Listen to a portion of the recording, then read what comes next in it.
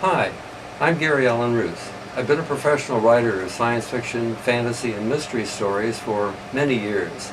But there's one story in particular, Perseverance Triumphant, that came about in a really unusual way. I literally woke up one morning determined to make myself a steampunk costume. The night before, I'd seen a TV show that had a couple of scenes in it that were inside a fictional New York club that was devoted to steampunk, and lots of people, lots of costumes, props and things. And I woke up the next morning thinking, this is really neat, I got to make myself a costume. I've been a fan of steampunk for many years because I've been reading Jules Verne's stories, especially had seen the Disney version of 20,000 Leagues Under the Sea, and the original TV series Wild Wild West, which was totally steampunk. And that all shaped my desire to make a good costume. Now when I got to thinking about it, I realized I couldn't just make a costume without having a persona first. I had to know who I was going to be. So I decided what I'd like to be is the captain of a steam-powered spaceship, a starship. Something like Star Trek except set in Victorian times. So I started working on that idea and I decided I wanted to be Captain Demetrius Cogswell. Cogswell, obviously, because cog, steampunk, you know. But to do that then, I had to think about some other things. So once I had that character in mind, and I kind of visualized him looking a little bit like Sean Connery in The Hunt for Red October with the beard and everything. So that all shaped the look that I was going for. And sort of a Navy outfit, but not exactly, something a little bit different. So that's what I decided to come up with. And then I started assembling bits and pieces of things, all kinds of different costume elements that I was going to use. And took a number of things, a special coat, brass buttons, lots of other trim, a special cap, some insignia, and things like that.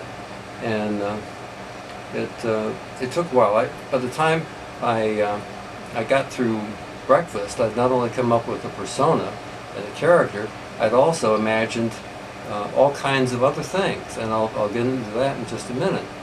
But the character was what began the whole process, and Captain Demetrius Cogswell was the basis for it all.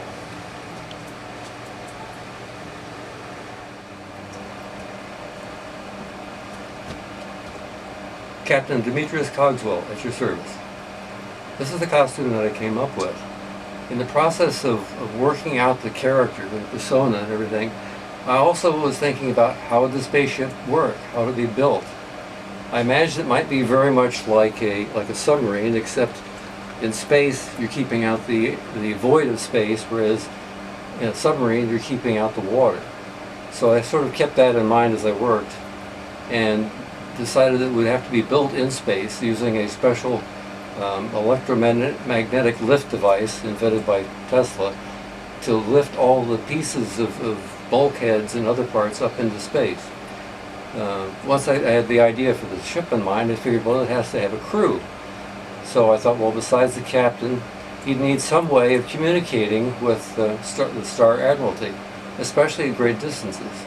Now, radio waves were possible then, but they were kind of slow. So I thought, what would be quicker, almost instantaneous? And I thought, the power of the mind. So I decided that the ship's communication officer would be a telepath. So I came up with the idea of the Esper agents, which are a special team of ladies who have telepathic abilities normally, and that ability is enhanced by wearing a special device on their head, their forehead, that has an entangled crystal, so that they're all in communication with each other and with the Star Admiralty. That allowed for almost instantaneous communications. Then I decided on some of the other crew members. The second in command, a science officer who's a professor wearing a white lab coat and special glasses with swing-up lenses and things, and Professor Ambergath. And then I decided there would be able seamen, which would not be regular humans, but robots.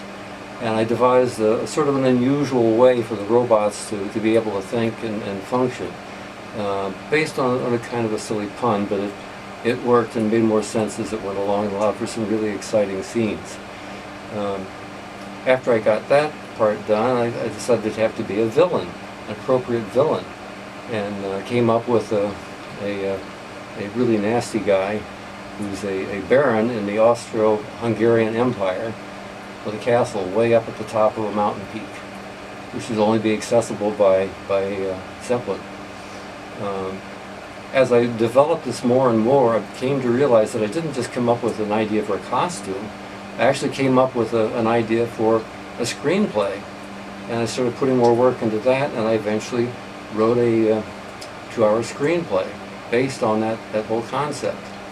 And a little bit later on, I expanded the concept and turned the screenplay into an actual book. And the book has been available on Amazon and other locations for a while now. But it was really something that, out of a simple desire to come up with a costume, I came up with a lot more than that, and really had an awful lot of fun doing it.